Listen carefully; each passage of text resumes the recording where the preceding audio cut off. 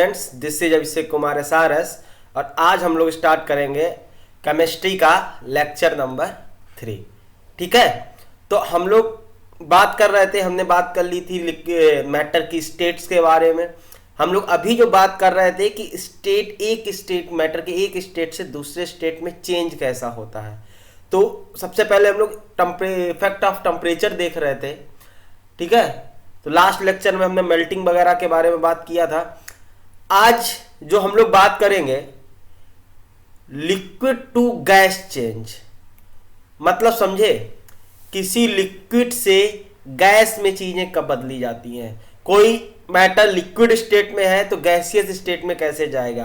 तो एक बहुत अच्छा प्रोसेस होता है बॉइलिंग।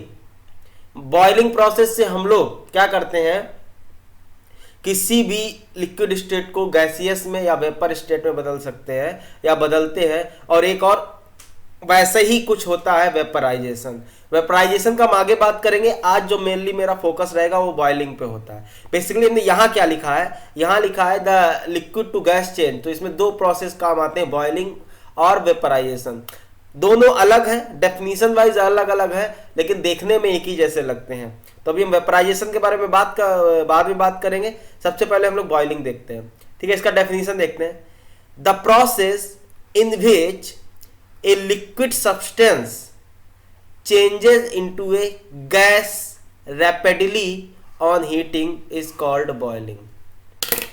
बात समझो, एक प्रोसेस है जिसमें हम लोग लिक्विड सब्सटेंस को हीट करते हैं और हीट करने पे, समझ रहे हो क्या बोल रहा है, the process in which liquid substance changes into gas rapidly on heating. Heat करने पे जब वो गैसियस स्टेट में चेंज होता है, इस चीज को बॉइलिंग बोलते हैं। क्या बोलते हैं? बॉइलिंग। बात समझो। और अच्छा, वेपराइजेशन सर बता दो। चलो ठीक है, यहीं पे थोड़ा आइडिया दे दें ताकि आपको लगे सर वेपर के साथ साथ में आप कंपेयर कर पाओगे। वेपराइजेशन का मतलब क्या है? वेपराइजेशन में हमको हीटिंग का जरूरत नहीं पड़ता है, अपने आप चेंज होता रहता है। देखो वेपराइजेशन में क्या होता है, वेपराइजेशन में हर लिक्विड हर टेम्परेचर पे लिक्विड आपका वेपर में चेंज होता ही रहता है। ठीक है ना। अब जैसे ये बोले तो स्पॉन्टेनियस प्रोसेस है, नेचुरल प्रोसेस है, ये अपने आप होता है। बॉइलिंग कराई जाती है। वेपराइजेशन अपने आप होता है और बॉइलिंग कराई जाती है। इतना बात आप बस ध्यान रखो, आगे बाकी बातें हम आगे करेंगे। ठीक है, अभी बॉइलिंग पॉइंट और बॉइलिंग को ही डिस्कस कर लेते हैं, ज्यादा झेलना नहीं। ठीक है, जितना बता रहे उतना पढ़ो सब। अभी जो आगे आएगा तो वेपराइजेशन ही बताएंगे। अब आ जाती है बात बॉइलिंग पॉइंट क्या होता है। देखो बॉइलिंग पॉइंट ध्यान से समझना। इसमें बोल रहा है the temperature at which a liquid boils. वो टेम्परेचर जिस पे लिक्विड बॉइल करना स्टार्ट कर देता है, ठीक है, उबलना स्टार्ट कर देता है, and changes rapidly into A gas at atmospheric pressure is called boiling point of the liquid. बात समझो, पानी लो, सबसे ज्यादा पानी है, पानी लो, उसको गैस पे चढ़ाओ, चढ़ा दिए। अब तुम देखोगे उसका टेम्परेचर, थर्मामीटर उसमें डालो, देखोगे उसका टेम्परेचर तो कंटिन्यूसली बढ़ रहा है, लेकिन बॉइलिंग नहीं स्टार्ट हुआ है। बॉइलिंग नहीं स्टार्ट हुआ मतलब वो गर्म तो हो रहा है लेकिन वेपर बनना स्टार्ट नहीं हुआ है बहुत तेजी से। ठीक है, अब जब तो एक पर्टिकुलर टेम्परेचर आ जाएगा तब देखना बहुत तेजी से वेपर्स बनना स्टार्ट हो जाएंगी। जिस पर्टिकुलर टेम्परेचर पे बहुत तेजी से वेपर्स बनना स्टार्ट हो जाती हैं, उसी को ही उसका बॉइलिंग पॉइंट बोलते हैं। वाटर का जैसे बॉइलिंग पॉइंट 100 डिग्री सेल्सियस होता है, तो जैसे टेम्परेचर 100 डिग्री सेल्सियस पहुंचेगा, जितना वो लिक्विड हो तुरंत बहुत तेजी से वेपर्स में कन्वर्ट होना स्टार्ट कर देगा। ठीक है, तो वही लिखा है the temperature at which a liquid boils and changes. समझे, उस टाइम जिसपे लिक्विड बॉइल करना स्टार्ट कर देता है, एंड चेंजेस रैपिडली मतलब बहुत तेजी से चेंज होने लगता है, आहा, एट एटमॉस्फेरिक प्रेशर। ये बात देखो समझ लो, बोल रहा है क्या, एट एटमॉस्फेरिक प्रेशर। सर ये क्या है एटमॉस्फेरिक प्रेशर? देखो बात समझ दो, हमारा एटमॉस्फेयर पे, जैसे हम लोग जो नॉर्मल जिंदगी है इस समय एटमॉस्फेयर जो हमारे ऊपर प्रेशर लगाती है उसको बोलते हैं atmospheric pressure. The pressure exerted by atmosphere या our surrounding is known as atmospheric pressure. तो हमारा एटमॉस्फेयर जितना प्रेशर एग्जर्ट करता है उसको एटमॉस्फेरिक प्रेशर बोलते हैं। ठीक है, ये भी एटमॉस्फेरिक प्रेशर तो हम लोग प्रेशर का एक यूनिट भी एटमॉस्फेयर मानते हैं। जैसे जो हमारा सराउंडिंग हमारे ऊपर प्रेशर लगाता है वो होता है कितना 1 atm। क्या कितना होता है 1 atm। इसको बोलते हैं 1 एटमॉस्फेरिक प्रेशर। समझ में आ रहा कि नहीं, ये एक प्रेशर का यूनिट है। जब प्रेशर के बारे में आगे डिटेल में बात करेंगे तब हम सारी चीज़ें बताएंगे कि प्रेशर क्या होता है, यूनिट क्या होती है, कितनी यूनिट होती हैं। अभी इतना समझो, बेसिकली सिर्फ हम टेम्परेचर चेंज कर रहे हैं, प्रेशर जो हमारा सराउंडिंग का होता है वही मेंटेन रखता है, जिसको हम लोग एटमॉस्फेरिक प्रेशर बोलते हैं। ठीक है ना, समझ में आ रहा कि नहीं, पक्का? हाँ, तो ये एटमॉस्फेरिक प्रेशर का यही कॉन्सेप्ट है। अब देखो होता क्या है इसमें बेसिकली होता क्या है, देखो इसमें बोल रहा है कि in a liquid most of the particles are close together. हाँ, लिक्विड में पार्टिकल होते हैं वो क्लोज होते हैं गैसियस के अपेक्षा। ठीक है, अगर कंपेयर करें तो काफ़ी क्लोज होते हैं। ठीक, हाँ, लिक्विड के अगर सॉलिड से कंपेयर करें थोड़ा दूर दूर होते हैं। ठीक है, when we supply heat energy, जब इनको हम हीट एनर्जी सप्लाई करते हैं टू द लिक्विड पार्टिकल्स को, the particles of water start vibrating even faster. तो जो ये मॉलिक्यूल्स हैं, ठीक है, मान लो इतनी दूरी पे 2 मॉलिक्यूल हैं, जैसे ही इनको हीट एनर्जी मिलती है ये क्या करते हैं, वाइब्रेट करना स्टार्ट कर देते हैं, बहुत तेजी से वाइब्रेट करने लगते हैं, धड़ा धड़ धड़ धड़ धड़ धड़ धड़। बता चुका ऑलरेडी लास्ट लेक्चर में होता क्या है। ठीक है, फिर बोला some of the particles become so energetic, कुछ पार्टिकल्स में ज्यादा एनर्जी मिल जाती, पगला जाते हैं एकदम, बहुत तेजी से पगला जाते हैं। ठीक है, तो क्या करता है, that they can overcome the attractive forces of the particles around them. तो जो भी उनके बीच में मॉलिक्यूल के बीच में अट्रैक्टिव फोर्सेज होते हैं वो तोड़ देते हैं, उनके अराउंड जो भी अट्रैक्शन फोर्सेज होते हैं वो तोड़ देते हैं। ठीक है, और क्या करते हैं, लास्ट पॉइंट से समझना फिर बताऊंगा इसको। और therefore they become free to move. जब अट्रैक्टिव फोर्स टूट गए तो क्या हो गया, अब आराम से घूमने लगते हैं और क्या करते हैं, लिक्विड के जो सरफेस को उसको छोड़ देते हैं। When this happens, the liquid evaporates। जब ये होता है तो लिक्विड वेपराइज होता है, मतलब क्या होता है, लिक्विड वेपर में कन्वर्ट होता है, एंड दैट इज वेपराइजेशन का, and they start changing into gas, और वो लिक्विड से गैस में बदलने लगता है। बात समझिए, पूरा प्रोसेस समझो क्या है। लिक्विड मॉलिक्यूल्स हैं, जब उनको हीट करते हैं उनको एनर्जी मिलती है, एनर्जी की वजह से वो वाइब्रेट करते हैं और इतना तेज वाइब्रेट करने लगते हैं कि जो उनके अट्रैक्शन फोर्सेज होते हैं वो खत्म हो जाते हैं और वो क्या होते हैं, लिक्विड वेपर्स में कन्वर्ट हो जाते हैं। बस काइनेटिक एनर्जी बहुत ज़्यादा हो जाती है, दूर दूर हो जाते हैं, जैसे ही दूर दूर हुए मॉलिक्यूल वो तुरंत गैसियस स्टेट में कन्वर्ट हो गया। बात समझ रहे हो? ठीक है, कोई दिक्कत नहीं, समझते चलो। ठीक है, अब क्या बोल रहा है, बॉइलिंग पॉइंट ऑफ वाटर, तो कुछ के दिए गए बॉइलिंग पॉइंट वाटर आपको पता ही 100 डिग्री सेल्सियस होता है। ठीक है, अल्कोहल आपका 78 डिग्री सेल्सियस के आसपास होता है, और मरकरी का जो होता है तो मरकरी का बॉइलिंग पॉइंट कितना ज़्यादा है, 357 डिग्री सेल्सियस। मरकरी जब आपको बॉयल करेगा गैसियस में बदलेगा किस टेम्परेचर पे, 357 डिग्री सेल्सियस पे। तो याद करने का कोई जरूरत नहीं है, वाटर का याद कर सकते हैं, बस वाटर का सबको याद ही होता है, ये एक बताने का तरीका है। ठीक है, और देखो क्या क्या है बॉइलिंग पॉइंट से related points. The boiling point of a liquid is a measure of the force of attraction between it's particles. The boiling point of the liquid is a measure of the force of attraction between the particle. तो boiling point कैसे major किया जाता है, depend करता है उनके particles में force कितना ज्यादा है। बात समझो, अगर तुम्हारे 4 दोस्त हैं, ठीक है, 4 दोस्त हैं और किसी और के भी 4 दोस्त हैं, ठीक है, ये ए है ये बी है, चलो ऐसे समझो, ए के 4 दोस्त हैं, बी के 4 दोस्त हैं, कि ए के 4 दोस्त हैं और बी के 4 दोस्त हैं। किनकी दोस्ती तोड़ना आसान रहेगा, जिनकी दोस्ती में गहराई कम होगी। ठीक है, बात विश्वास कम होगा, ट्रस्ट नहीं होगा, तो आराम से भड़का दो टूट जाएंगे। यही तो होता है अट्रैक्शन फोर्सेस।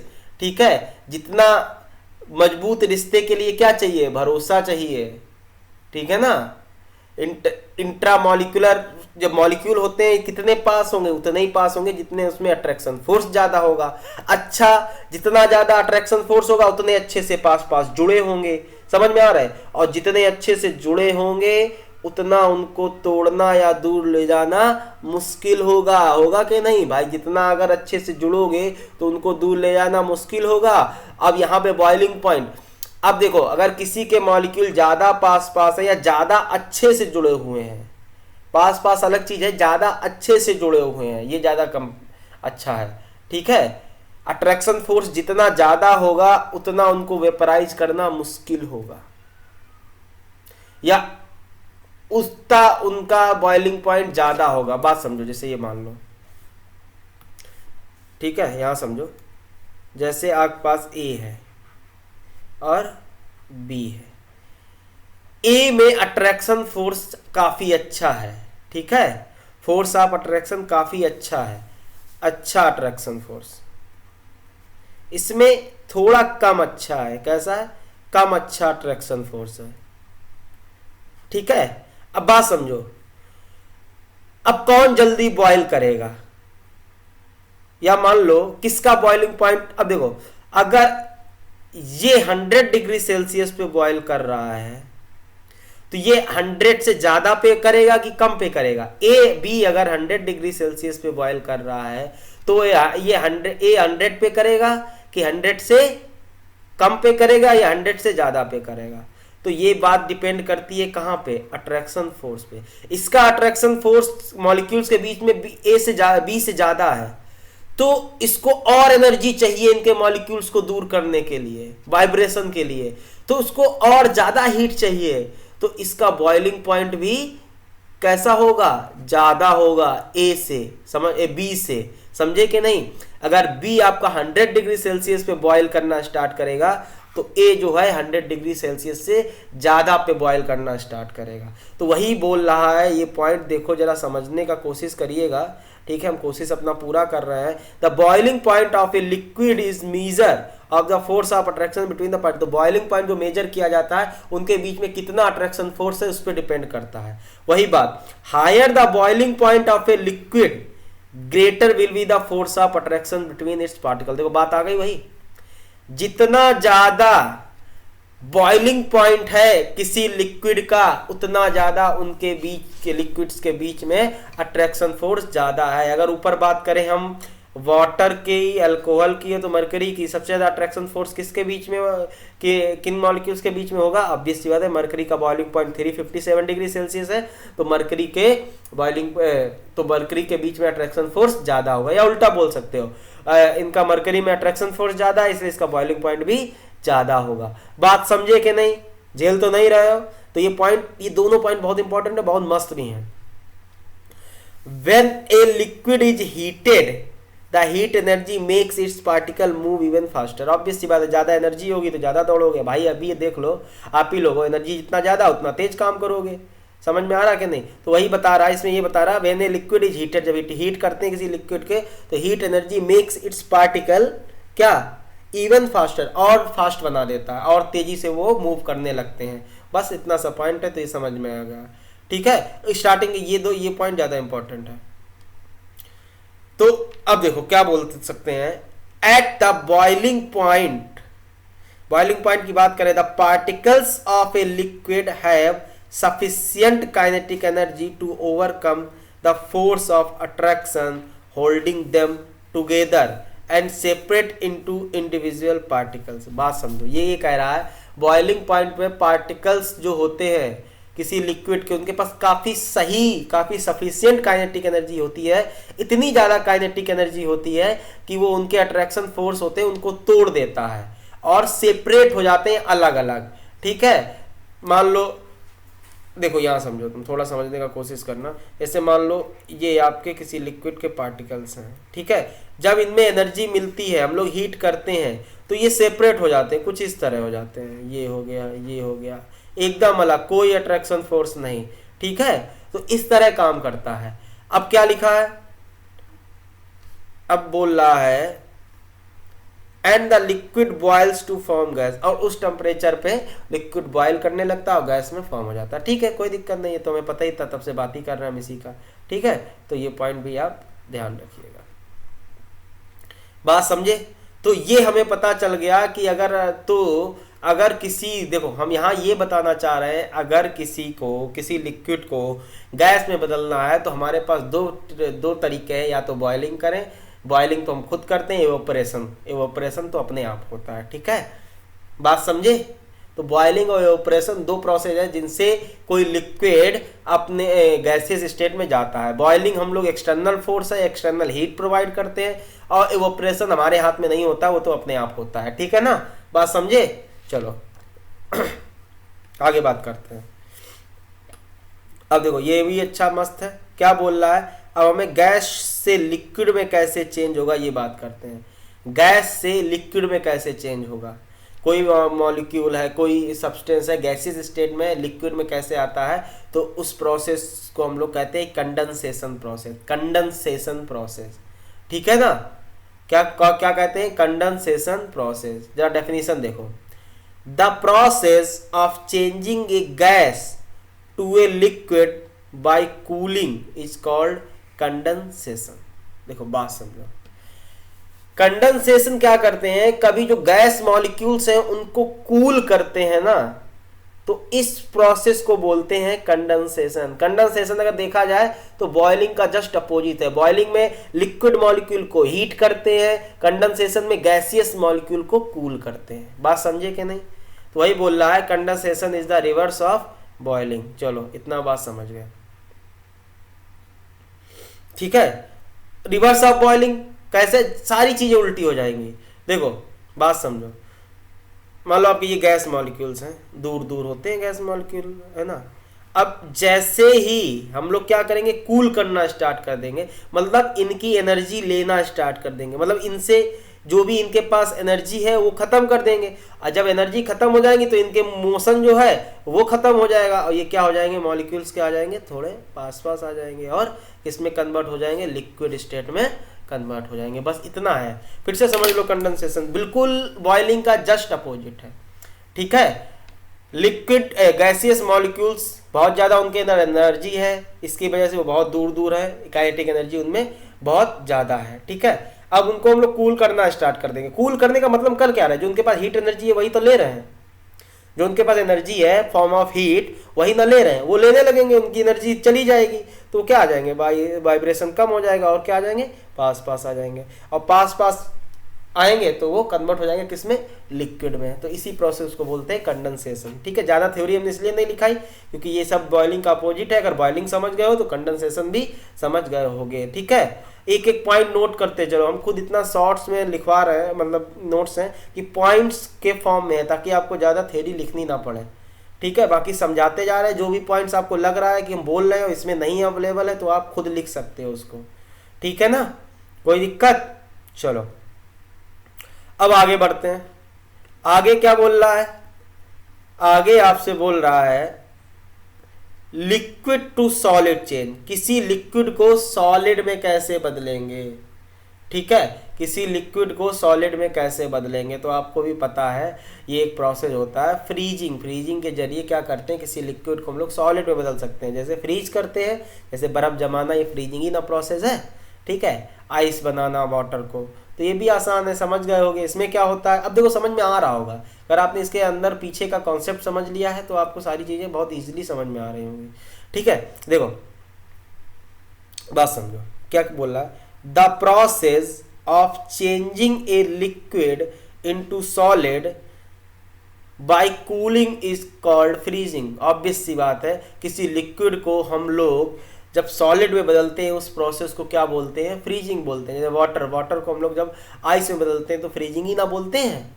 तो बस वही है, फ्रीजिंग मीन्स सॉलिडिफिकेशन, मतलब किसी लिक्विड चीज को सॉलिड में कन्वर्ट करना। ठीक है, फ्रीजिंग क्या है, फ्रीजिंग इज रिवर्स प्रोसेस है किसका, मेल्टिंग का। मेल्टिंग बताया था, मेल्टिंग में क्या होता है, सॉलिड से लिक्विड में जाता है, और फ्रीजिंग में क्या जाता है, लिक्विड से सॉलिड में जाता है। So the freezing point of a liquid is the same as the melting point of its solid form। अब देखो, जो फ्रीजिंग पॉइंट होगा, फ्रीजिंग पॉइंट किसका होगा भाई, लिक्विड ही ना फ्रीज करेगा तो लिक्विड का होगा, वही सॉलिड का मेल्टिंग पॉइंट होगा। मतलब अगर देखा जाए आइस अगर 0 डिग्री सेल्सियस पे जमती है, सॉरी वाटर, अगर वाटर का होगा ना फ्रीजिंग पॉइंट, क्योंकि वाटर लिक्विड है उसको फ्रीज कर रहे हैं, वाटर अगर 0 डिग्री सेल्सियस पे जमता है, फ्रीज होता है, तो आइस जो है 0 डिग्री सेल्सियस पे ही मेल्ट होना स्टार्ट करेगी। जब आइस को हम लोग कहाँ जाना शुरू करेंगे, लिक्विड में कन्वर्ट करेंगे, तो 0 डिग्री सेल्सियस पे ही वो मेल्ट होना स्टार्ट हो जाएगी। और लिक्विड को मतलब वाटर को जब हम लोग आइस में लाएंगे तो वो 0 डिग्री सेल्सियस पे ही फ्रीज होना स्टार्ट कर देगी। बात समझ रहे हो ना, पक्का? चलो ठीक है, अच्छी बात है।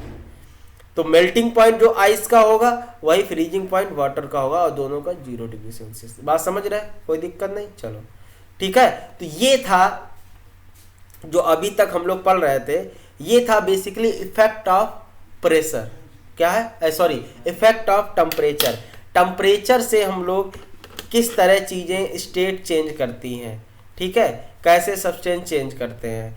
तो अब देखो, टेम्परेचर चेंज करेंगे, हमें क्या जाना है, सॉलिड, ठीक है, सॉलिड से लिक्विड, ठीक है, और लिक्विड से गैस, यही चीज है, ठीक है। अगर किसी सॉलिड को हीट करते हैं तो लिक्विड में जाएगा, लिक्विड को हीट करते हैं तो गैस में जाएगा। क्या है ये, टेम्परेचर। प्रेशर नहीं चेंज कर रहा है, प्रेशर हमारा एटमॉस्फेरिक प्रेशर है, जो हमारा सराउंडिंग का प्रेशर है वही है, ठीक है। अगर गैस से हमें लिक्विड में जाना है तो हम लोग कूल करेंगे, लिक्विड को से भी सॉलिड में जाना है तो हम लोग कूल करेंगे। बेसिकली अगर, अब देखो बात समझो, सॉलिड के मॉलिक्यूल पास पास, लिक्विड के उससे दूर और गैस के उससे दूर, तो हमें बेसिकली अभी देखो सॉलिड से लिक्विड में जाना है, मतलब मॉलिक्यूल थोड़े दूर जाने हैं, है ना। लिक्विड से गैस में जाना है, मॉलिक्यूल और दूर जाने हैं।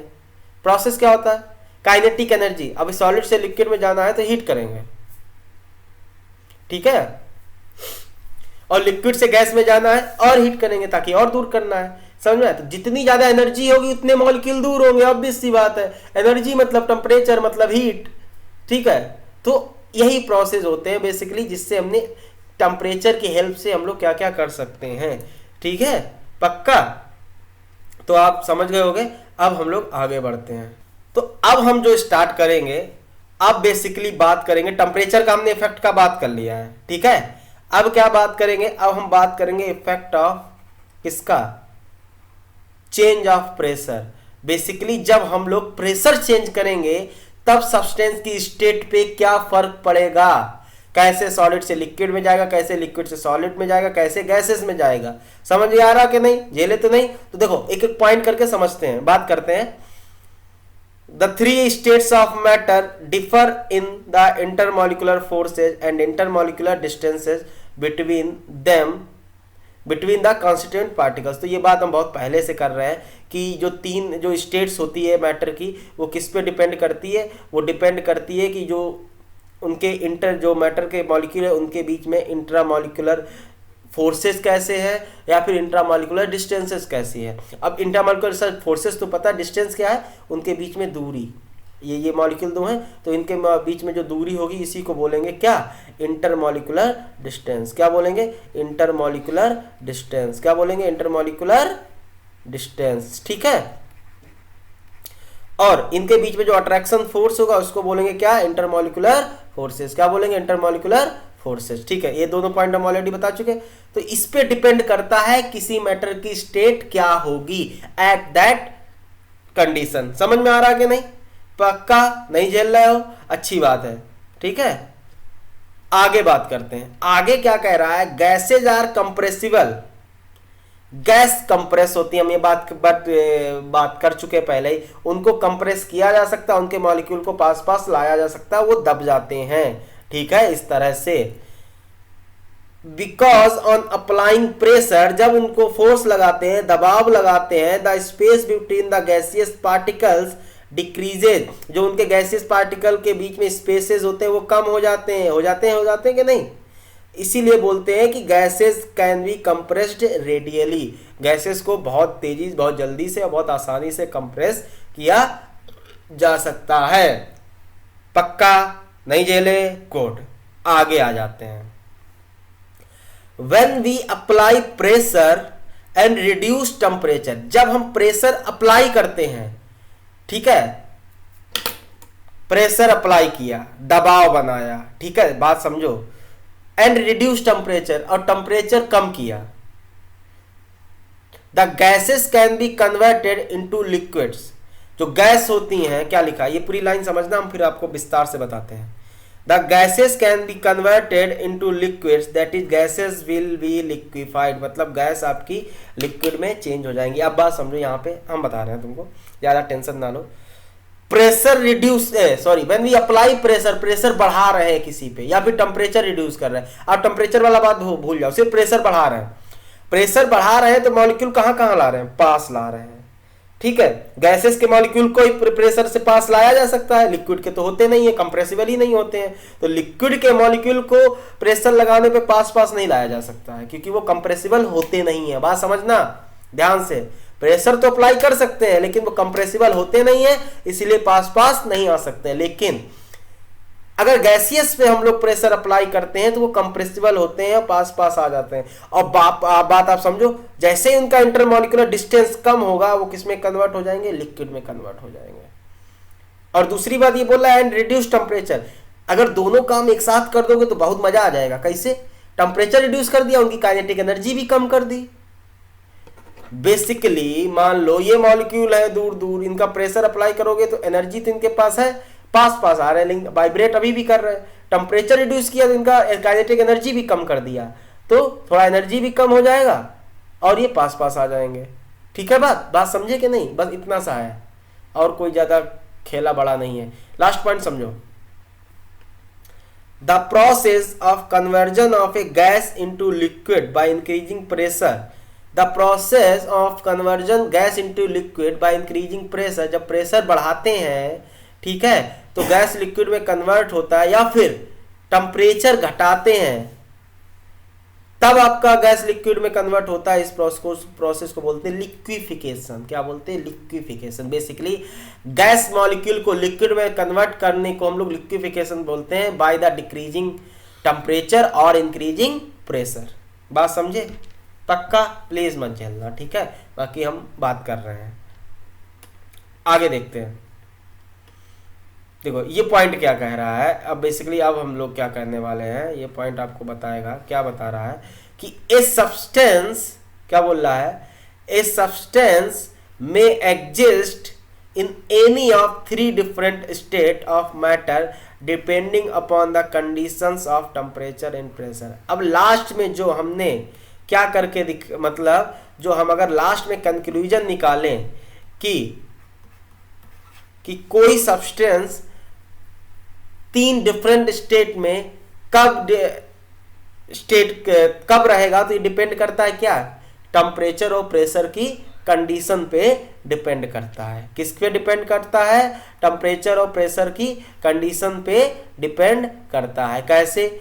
If the melting point of a substance is above the room temperature, अगर किसी का सब्सटेंस का मेल्टिंग पॉइंट रूम टेम्परेचर से ज्यादा है। बात समझो, मान लो रूम टेम्परेचर हमारा 25 डिग्री सेल्सियस है। देखो ध्यान समझना, लेट सपोज रूम टेम्परेचर हमारा 25 डिग्री सेल्सियस है और किसी सब्सटेंस का कोई लोहा लाए, ठीक है, लोहा मतलब लोहे का मेल्टिंग पॉइंट तो रूम टेम्परेचर से ज्यादा ही होता है। लोहा सॉलिड की स्टेट में क्यों है? क्योंकि उसका जो मेल्टिंग पॉइंट है वो एटमॉस्फेरिक टेम्परेचर से, या जो सराउंडिंग का हम लोग जो रूम टेम्परेचर है उससे बहुत ज्यादा होता है। ठीक है, सराउंडिंग का टेम्परेचर हमारा 25 डिग्री सेल्सियस है, लोहे का मेल्टिंग पॉइंट क्या होता है, 1000 डिग्री से 3200 डिग्री सेल्सियस के आसपास होता है। तो वो कहाँ मेल्ट करेगा? समझ में? मान लो कोई सब्सटेंस है, उसका मेल्टिंग पॉइंट कितना है, सॉलिड में है, उसका मेल्टिंग पॉइंट 24 डिग्री सेल्सियस है। समझ में आ रहा है कि नहीं? जैसे ही वो रूम टेम्परेचर पे आएगा तुरंत पिघल जाएगा ना कि नहीं? और बात समझे, बर्फ का मेल्टिंग पॉइंट 0 डिग्री सेल्सियस होता है। हमारा सराउंडिंग का टेम्परेचर 25, 10 जितना भी है उतना हुआ, लेकिन जैसे ही आइस को हम लोग फ्रिज से बाहर निकालते हैं मेल्ट हो जाती है। क्यों हो जाती है? क्योंकि उसका मेल्टिंग पॉइंट 0 डिग्री सेल्सियस है, समझे, और सराउंडिंग का टेम्परेचर मेल्टिंग पॉइंट से ज्यादा है। बस इतनी बात समझो। तो वही बोला, if melting point of a substance is above the room temperature at the atmospheric pressure, atmospheric pressure मतलब जो हमारा एटमॉस्फेयर का प्रेशर है, it is said to be solid. तब क्या बोलेंगे, वो सब्सटेंस किस स्टेट में है, सॉलिड स्टेट पे। हमेशा ध्यान रखना, ठीक है।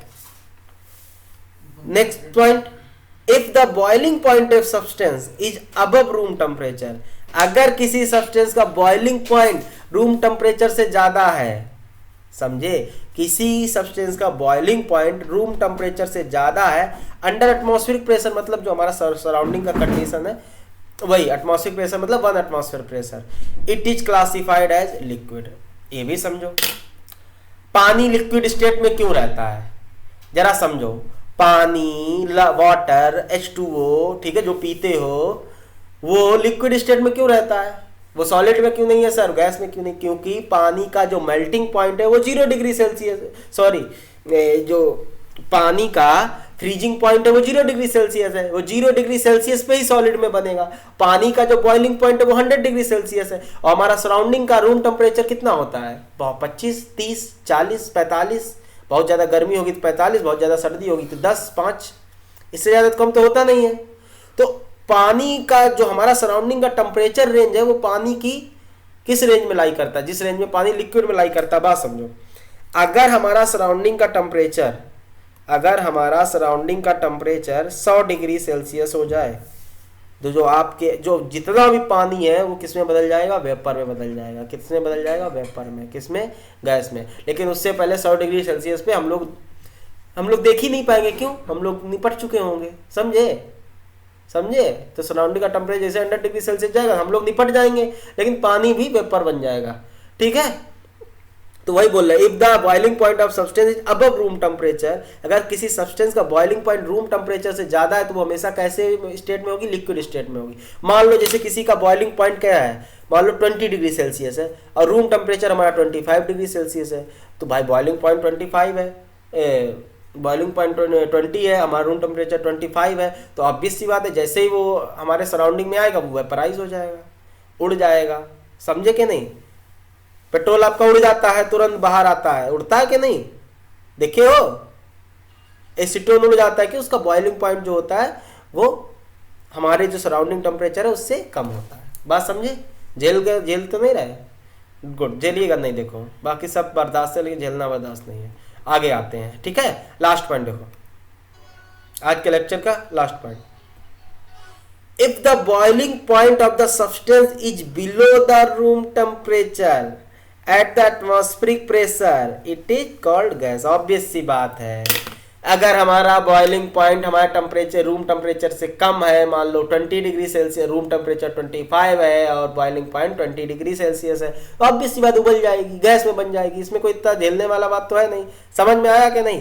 तो ये सारे पॉइंट्स थे, इंपॉर्टेंट थे, और ये सारी चीजें हम समझ गए थे कैसे एक मैटर सब्सटेंस को कब वो लिक्विड में होगा, कब वो सॉलिड में होगा, कब वो गैस में होगा, कैसे उसको हम लोग गैस में चेंज करेंगे, कैसे हम लोग सॉलिड में चेंज करेंगे, कैसे हम लोग लिक्विड में चेंज करेंगे। ये सारी चीजें हमने आज के लेक्चर में समझ ली हैं, ठीक है। कब टेम्परेचर, कैसे टेम्परेचर बढ़ाएंगे घटाएंगे तो उनकी स्टेट पे क्या इफेक्ट पड़ेगा, प्रेशर घटाएंगे बढ़ाएंगे तो उसकी स्टेट पे क्या इफेक्ट पड़ेगा, ठीक है। बाकी सब समझ लिया है हमने, एक एक पॉइंट्स, एक एक चीज आप नोट कर लीजिएगा।